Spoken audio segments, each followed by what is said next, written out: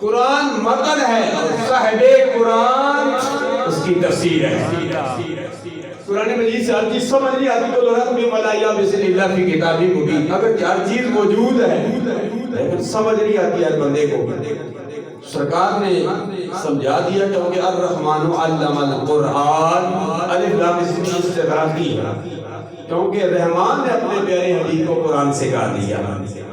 تو پھر قرآن سرکار نے ہمیں سمجھایا یہ آیت ہے، اس کا آیت کا یہ ترجمہ ہے، اس کی یہ تفسیر ہے۔ حدیث مصطفیٰ کی روشنی میں تقریری، تحریری، قولی، فعلی، یہ سب حدیث کی اقسام ہیں۔ قولی ہو، فعلی ہو، تقریری ہو، ہر انداز سے سرکار اکرم صلی اللہ علیہ وسلم نے ہماری رہنمائی فرمائی ہے۔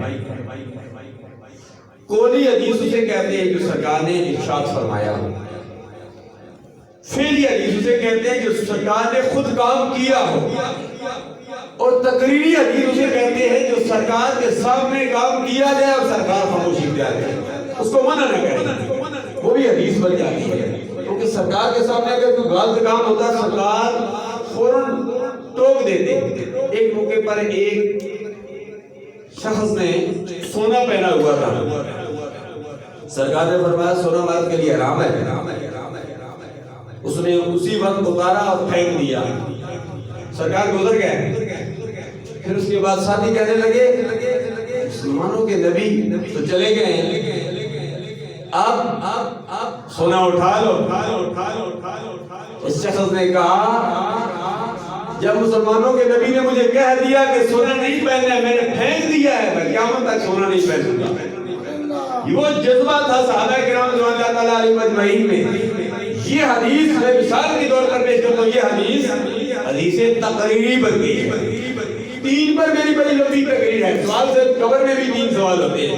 میں نے ڈاکٹر صاحب غلام صاحب کی بات ہے محترمہ کی جنازے پر بھی یہ بات کہہ رہا تھا، قبر میں بھی تین سوال ہوتے ہیں، تیمم کے بھی تین ہی فرائض ہیں، غسل کے بھی تین ہی فرائض ہیں۔ میں تین پر تقریر کروں تو یہ میں کرتا ہی جاؤں۔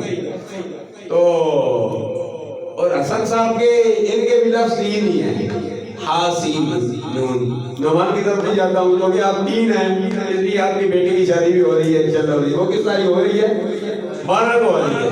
مجھے 12 کو ہوتا ہے کہ 10 بھی ہو 11 بھی ہو، سارا یہ سلسلہ ہوتا ہے، لیکن 12 کو دیکھا جائے تو یہ بھی تین ہی بنتا ہے۔ الحمدللہ آپ درس نظامی شعبہ ہے، فہم دین کے فاضل بھی ہے۔ 12 کو تاریخ اگر 12 کے دعوے کمی بنایا جائے پھر بھی